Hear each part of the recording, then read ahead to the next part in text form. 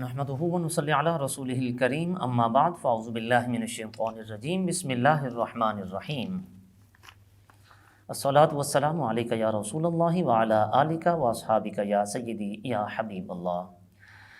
ناظرین کرام، پروگرام تجلیات اسلام کے ساتھ خواجہ عاشق حسین حاضر خدمت ہے۔ ناظرین مکرم، جیسا کہ آپ کو معلوم ہے کہ اللہ رب العالمین نے مسلمانوں پر اسلام کے جو تقاضے ہیں وہ ارکان اسلام ہیں۔ ارکان اسلام میں سے ایک بنیادی جز وہ حج ہے۔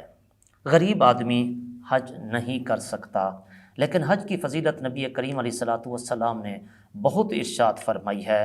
فرمایا کہ من لم یحج ولم یرفث ولم یفسق، فرمایا کہ جو شخص حج کرے اور کوئی فسق نہ کرے، کوئی گناہ نہ کرے، تو اللہ رب العالمین اسے گناہوں سے ایسے پاک فرما دیتا ہے جس طرح کہ جس دن وہ اپنی ماں کے پیٹ سے پیدا ہوا تھا، جس دن ویسے گناہوں سے پاک تھا، اللہ تعالیٰ اسے اس طرح گناہوں سے پاک فرما دیتا ہے۔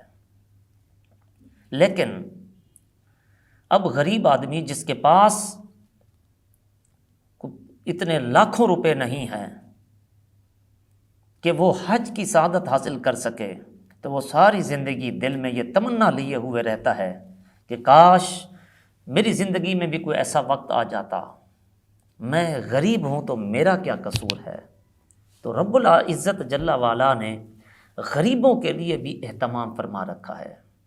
تو اس لیے آج کی نشست میں ہم چند ایسے اعمال اور افعال کا ذکر کریں گے جن سے اللہ رب العزت حج کا ثواب عطا فرماتا ہے، یعنی غریبوں کا حج ہے۔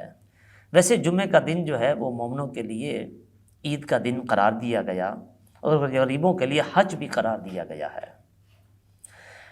لیکن اس سے پہلے بنیادی بات میں صاحبان ثروت کے لیے بھی اور غرباء کے لیے بھی بہت اہم ہے۔ حضرت شقیق بلخی رحمۃ اللہ تعالی علیہ بڑے معروف بزرگ ہیں، حج کا ارادہ کیا، پیسے جمع کیے، بغداد میں شاپنگ کرنے کے لیے گئے۔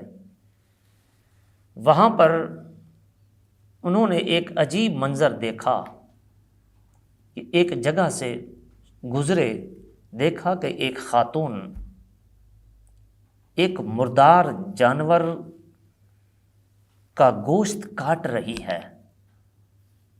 آپ کو یہ شبہ ہوا کہ شاید یہ کسی ہوٹل پہ جا کے فروخت کرے گی یا کسی کو دے گی تو کہیں مسلمان حرام میں نہ مبتلا ہو جائیں۔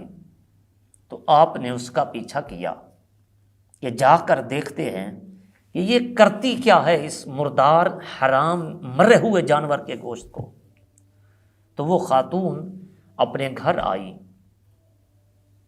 اور ہنڈیا چڑھائی، بچوں کو پکا کے کھلانے کی تیاری کرنے لگی۔ تو آپ نے دروازے پہ دستک دی اور اس سے پوچھا کہ تو کون ہے؟ تو اس نے جواب دیا کہ میں ایک سید زادی ہوں، لیکن میرے حالات اس کی اجازت نہیں دیتے، میرے گھر میں فاقے ہیں اور کھانے کے لیے کچھ بھی نہیں ہے، اور جب آدمی کو کھانے کے لیے اور کچھ دستیاب نہ ہو تو پھر اس کے لیے حرام بھی حلال ہو جاتا ہے۔ اس لیے جان بچانے کے لیے میں یہ مردار کے چند ٹکڑے کاٹ کے لائی ہوں تاکہ سانس اور زندگی اور روح کے تعلق کو برقرار رکھا جا سکے۔ اللہ اکبر! آپ کو یہ سن کر بڑا صدمہ ہوا۔ آپ نے وہ رقم جو حج کے لیے جمع کی ہوئی تھی وہ اس خاتون کو دے دی۔ اب دوست احباب میں آپ کہہ چکے تھے کہ حج کی تیاری کر رہا ہوں، جا رہا ہوں، واپس بلخ گئے۔ کئی لوگوں نے کہا کہ نہیں، میرا ارادہ نہیں ہے۔ اب لوگوں نے باتیں کرنا شروع کر دیں۔ کسی نے کہا لو جی یہ لالچی ہو گیا ہے، کسی نے کہا کہ دیکھو جی اس کی نیت بدل گئی ہے، یہ کہیں اور انویسٹمنٹ کرنا چاہتا ہے، کوئی کاروبار کرنا چاہتا ہے۔ لوگوں نے طرح طرح کی باتیں کی، لیکن آپ تمام طعنوں کو برداشت کرتے رہ گئے۔ پھر اللہ کی قدرت کا نظارہ دیکھیے کہ جب لوگ حج پر گئے، واپسی آئے تو آ کر آپ کو مبارکباد دینے لگے کہ مبارک ہو. کہا کہ ہم نے تمہیں دیکھا ہے یار، تم نے بتایا نہیں ہے، تم نے تو کہا تھا کہ میں نے حج پہ نہیں جانا، اور پھر وہاں پہ تم طواف کر رہے تھے، وہاں پہ تم مینا میں جا رہے تھے، ہم تمہیں آوازیں بھی دیتے رہے، تم نے سنا ہی نہیں ہے. وہ بزرگ بڑے حیران ہوئے، کہا کہ میں نہیں کیا. الٹا لوگوں نے کہا کہ جھوٹ بھی ساتھ بولتے ہو، ابھی حج کر کے آؤ، ہم نے خود اپنی آنکھوں سے دیکھا ہے، اور ہم تمہیں ایک شریف آدمی تصور کرتے ہیں، تم جھوٹ بولتے ہو. اب وہ کس کس کو اپنی صفائیاں دیں. اسی ورطہ حیرت میں سو گئے، رات ہو گئی، پریشان ہوئے. کہا کہ باری تعالیٰ مجھ پر معاملہ اشکار فرما. اللہ تعالیٰ نے اس وقت کے ولی کی یہ خواب میں ان کو کہا کہ جاؤ، جا کر شقیق بلخی کو میرا پیغام دے دو، اس کو سنا دو کہ تم نے جو اس خاتون کی مدد کی تھی، اللہ نے تیری شکل کا ایک فرشتہ بنا دیا تھا جس نے تیری طرف سے ارکان حج ادا کیے، لوگوں نے اسی کو دیکھا تھا. اور پھر وہ وقت ولی کامل بھی تشریف لائے، انہوں نے بھی بشارت دی اور اللہ کا پیغام دیا. کہا کہ تیری وہ خدمت گزاری اس خاتون کی رب کو بہت پسند آئی ہے، اور اس کے سبب سے اللہ رب العالمین نے تجھے یہ اعزاز اور شرف و عزت عطا فرمائی ہے. تو ناظرین کرام، کسی غریب کی مدد کرنا، اور اس ماحول میں جب ایک سفید پوش آدمی کے لیے عزت کا وقت گزارنا بہت دشوار ہو چکا ہے. اس مہنگائی نے جینا دو بھر کر دیا ہے. نہ تو وہ غریب کسی کے آگے دستے سوال دراز کر سکتا ہے، اور نہ وہ بھیک مانگ سکتا ہے، اور حالات اس کو عزت کے ساتھ جینے کے لیے اس کو دھکیل رہے ہیں غربت کی دہلیز سے نیچے گرانے کے لیے. لیکن وہ زندگی اور موت کی کشمکش میں لڑتا جا رہا ہے. اس لیے ایسے غرباء کا، ایسے سفید پوش طبقے کا آپ کو ضرور خیال رکھنا چاہیے.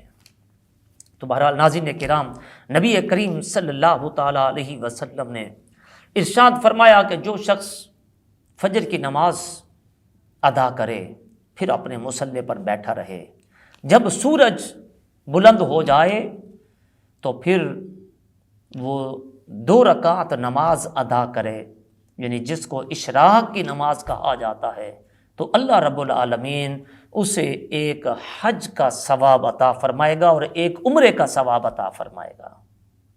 تو یہ غریب جو مکہ مکرمہ میں جا کر سعادت حج ادا نہیں کر سکتا، وہ اپنے گھر میں رہتے ہوئے حج کا ثواب تو ضرور حاصل کر سکتا ہے. اسی طرح نبی کریم صلی اللہ تعالیٰ علیہ وسلم نے ارشاد فرمایا کہ جس شخص نے من اعتکف فی آخر عشرۃ من رمضان المبارک کے جس نے آخری عشرے میں اعتکاف کیا، حضرت حسن بصری رحمۃ اللہ علیہ فرماتے ہیں کہ معتکف کو ہر روز ایک حج اور ایک عمرے کا ثواب ملتا ہے. اسی طرح آقا کریم علیہ السلام نے فرمایا کہ جو شخص اپنے گھر سے وضو کرے اور باجماعت مسجد میں نماز ادا کرنے کے لیے، فرض نماز ادا کرنے کے لیے جائے، تو پروردگار عالم اسے حج کا ثواب عطا فرما دیتا ہے. تو ایک نوجوان نبی کریم علیہ السلام کی خدمت میں حاضر ہوا اور عرض کی، یا رسول اللہ صلی اللہ علیہ وسلم، میں جہاد پہ جانا چاہتا ہوں لیکن میرے پاس وسائل اور اسباب نہیں ہیں. میں صدقہ دینا چاہتا ہوں لیکن میرے پاس پیسے اور مال و دولت نہیں ہے، میں کس چیز کا صدقہ دوں؟ تو نبی مکرم صلی اللہ تعالیٰ علیہ وسلم نے فرمایا کہ اے نوجوان، تم دین کا علم حاصل کرنے لگ جاؤ، پروردگار عالم تجھے حج کا ثواب عطا فرمائے گا، تجھے صدقے کا ثواب عطا فرمائے گا، تجھے خیرات کا ثواب عطا فرمائے گا، اپنی راہ میں خرچ کرنے والوں کے برابر اجر و ثواب عطا فرمائے گا. اور اسی طرح طبرانی اور نسائی میں ایک حدیث مبارکہ موجود ہے. نبی کریم علیہ الصلوۃ والسلام نے ارشاد فرمایا کہ 2 روٹھے ہوئے لوگوں کو آپس میں ملا دینا، جو آپس میں ناراضگی اختیار کیے ہوئے ہیں ان کو منا دینا. فرمایا کہ اس عمل سے بھی اللہ رب العالمین تمہیں حج کا ثواب عطا فرمائے گا.